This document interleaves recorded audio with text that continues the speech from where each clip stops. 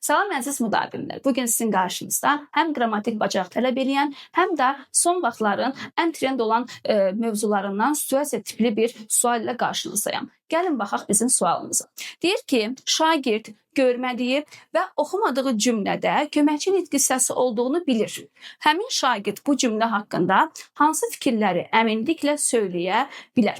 Bəli, nə deməkdir? Birinci şərtimizi biz başa düşək. Yəni şərtimiz odur ki, biz bir cümlə, xəyali bir cümlədir və həmin o xəyali bir cümlədə xəyali bir köməkçi nitq hissəsi var. Yəni nə qoşma olduğunu bilmirik, nə bağlayıcı, nə modal söz, nə nida olduğunu bilmirik. Ancaq bilirik ki, həmin cümlədə köməkçi nitq hissəsi var və biz həmin o cümlə haqqında əminliklə nələrin olduğunu söyləyə bilərik.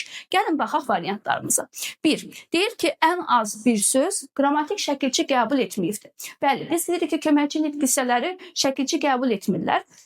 Ancaq bizim bir istisnamız var ki, qoşma ismə aid olan qrammatik şəkilçiləri qəbul edə bilər. Məsəl üçün, sözüm sizin kimilərinizədir. Deməli, bu şərtimiz bizim qaydamızı ödəmir. Məsəl üçün, əgər orada qoşma olsaydı həmən o xəyali köməkçi nitq hissəmiz, bu variant uyğun gəlməyəcəkdi. Gəlin baxaq ikinci cümləmizə. Deyir, cümlədə sintaktik təhlilə cəlb olunmayan bütün sözlərin leksik mənası yoxdur. Bu da çox çaşdırıcıdır. Məsəl üçün, biz bilirik ki, köməkçi nitq hissələrinin leksik mənası bəli olmur. Ancaq ki, bəzən ola bilər ki, sintaktik təhlilə əsas hissələr də cəlb olunmaya bilər, hər hansı tərkibin içində ola bilər. Ona görə ikinci cümləmizdə həmən şərti ödəmir. Gəlin baxaq üçüncü cümləmizə.